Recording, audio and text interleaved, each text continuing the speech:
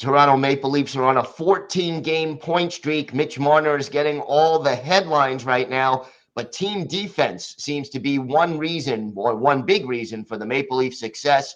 David Morassutti of Locked On Leafs is here to talk all things Maple Leafs coming up on the Locked On NHL podcast. You're Locked On NHL, your daily podcast on the National Hockey League. Part of the Locked On Podcast Network, your team every day.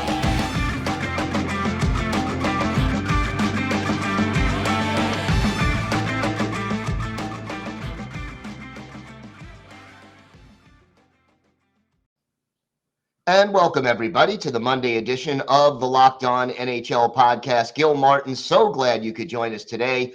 Thank you for making Locked On NHL your first listen every day. We are free and available on all platforms. Right now, it's my pleasure to welcome back to the show the host of Locked On Leafs, David Morassutti. And David, 14 straight games with at least a point. The Toronto Maple Leafs red hot right now, playing some of their best hockey. Yeah, this is hockey that many don't really, put, side by side with the Toronto Maple Leafs because they're not known as the most defensive, responsible team in the NHL. So this has been a very eye-opening month for Leafs, well, even Leafs fans, but I'm sure fans across the league who didn't expect to see this out of Toronto. Yeah, I mean, right now, even though a lot of the offensive players are getting the headlines, the Maple Leafs are a top 5 team in goals against allowed this season. And like you said, nobody expected that. What is the secret? Is this team playing differently? Are they getting better goaltending? Where is this coming from? It's been a variety of factors. I think first and foremost, the play of Mitch Marner, right? You have a player right now on a 22-game point streak. Your team's going to be in pretty good shape. So he's kind of been the catalyst when he's on. The Leafs are at their best, but it's also their defense, right? All the injuries. It was supposed to be seen as kind of a doomed scenario for this Leafs team. But you have the young defensemen in both Rasmus Sandin and Timothy Liljegren who have stepped up with Morgan Rielly, Jake Muzzin. TJ Brody just came back to the lineup. He was gone for 12 games, and they played great without him in the lineup. Jordy Ben is signed defensemen were just coming in and out of the lineup so much. But these younger guys have stepped up in a role that maybe the Leafs didn't anticipate to have them in. And then I'm going to say Mark Giordano, probably the most important signing that the Leafs made just because he became the de facto number one defenseman, taking top power penalty kill duties, playing the most minutes. So the defense has really stepped up. But I think everyone in Toronto has been raving about the goaltending, the 1A, 1B tandem of Matt Murray and Ilya Samsonov. It's giving them options that I don't think the Leafs have really had over the years. They may have had, they've had Frederick Anderson, they've had Jack Campbell, but they've never had that other goaltender to kind of ease some of the burden off of the starter. And I think that dynamic has really worked well for the Leafs so far. And are these two guys pushing each other? Is there sort of a friendly competition going on between them? Well, Matt Murray, I'm sure he probably would love to be and everyone kind of has him as the 1A. He's kind of viewed as a starter, but this is a guy who only played his first game, warm up leading into his second game, he suffers a groin injury. I don't think Matt Murray is all too concerned about having the workhorse load of a starter right now, considering that injury. This is someone that doesn't mind. I don't think he minds having that, that routine of getting some time off, because even morning skates he doesn't do, right? He's got a very particular routine. I'm sure he likes to have his rest. And for Samsonov, he's just, I think, happy to be in an opportunity to play. He picked a great situation, Toronto, because a lot of eyes will be on him. He'll get playing time. The Leafs are going to give him that playing time. So I don't think he's going to complain too much, considering how things were looking for him in Washington, and when he wasn't brought back, he's kind of resetting his career right now. So I think both goaltenders are pretty happy as long as they're doing well and the team is doing well. Let's talk a little bit more about Marner. What is he doing so well that's, causing him to get points in so many straight games? He's actually it's weird because, I don't see anything really different about him offensively. Some might say, oh, he's shooting the puck, but I'm like, he's been getting gradually better at that as the years have gone along. Um, I think his defensive game has really come along so strongly that he's so confident in his ability to defend, and that game that's allowed him to unlock more as a player because he's not chasing the play, he's finding ways to get the puck back. And when you're an offensive player like a Mitch Martin, even Auston Matthews, the last thing you want to be doing is spending time in your own zone constantly defending. That's what the great players are doing in the game, is they're finding a way to get the puck back so they can get down the ice and getting their offensive chances. And he's just got this determination. The team is behind him during this streak.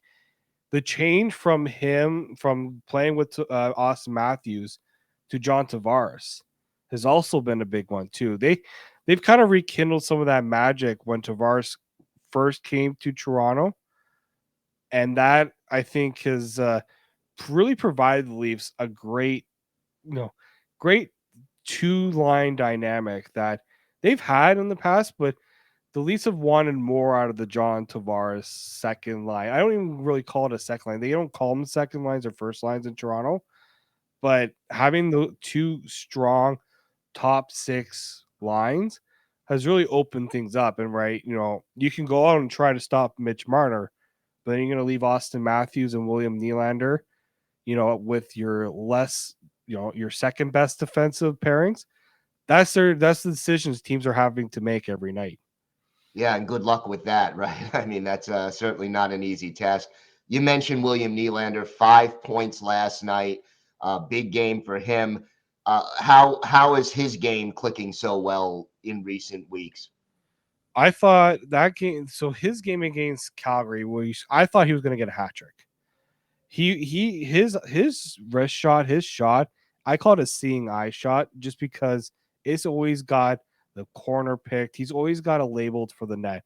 He doesn't really miss often, or if he does, it's very close. He's got a very underrated shot. His skating, I think he's one of the best skating forwards on the Leafs. I think that's what really allows him to that's what kind of separates him from the other forwards that the Leafs have. He's got the confidence to skate and get away from defenders. And yeah, I think he's just realizing he's getting the confidence in the coach as well. Like Sheldon Keefe, for the first time really, I think since he's been the head coach, has kind of said that Nylander deserves to be in the same tier as a Marner, Matthews, and Tavares. We've never really heard Sheldon Keefe say that, because Sheldon Keefe has always been the one trying to push Nylander to do more. And this is kind of, I think it's now he's like, Nylander's maturity as a player has really taken a big step forward this season. He's probably he hasn't been talked about enough just because of who his teammates are, and I think that's been a big part of what's led to all this. And I've always said that since his play during the Montreal series, where he led the Leafs in points in that series, people were, I think, not giving him the credit just because his style of play isn't suited to what many fans like to see. He's not going to be the grinder. He's not going to go out and lay a big hit, but he can get some very important goals. He's got the determination. He has the skill set. People just want to see it on a consistent basis. He's been probably one of the more consistent players from the start of the season, and he's going to be one of those players that soon they're going to be talking about what's his next contract going to look like. That'll be certainly an interesting scenario going forward. David, why don't you tell our viewers and our listeners where they could find the podcast and where they could find you on social media? Yeah, so you can follow me on Twitter at @D_Morassutti. And you can follow the Locked On These podcasts wherever you get your podcasts from, and also on YouTube. We're close to 2,300 subscribers. It's a big mark for us. Our big goal is 3,000. We want to get to 3,000, and we're pushing hard for that. So go out and follow us on YouTube there, and we're going to be bringing that content every day. All right, David, always a pleasure. Thanks so much for joining us today. Thank you, Gil. I really appreciate it. Today's episode is brought to you by SimpliSafe at Locked On NHL. We believe home should be where you and your family feel safest, especially over the holidays. So this season, give yourself and your family the gift of peace and protection with the #1 rated home security system, SimpliSafe. And right now, SimpliSafe is offering Locked On NHL listeners 40% off a new home security system. But don't put this off. Here's why I love it. In an emergency, you get 24/7 professional monitoring agents using Fast Protect technology, which is exclusively from SimpliSafe. It captures critical evidence and verifies that a threat is real, so you can get higher priority police response. Don't miss your chance to save big on my favorite security system. Get 40% off any new system at simplisafe.com/LockedOnNHL today. That's simplisafe.com/LockedOnNHL. There's no safe like SimpliSafe.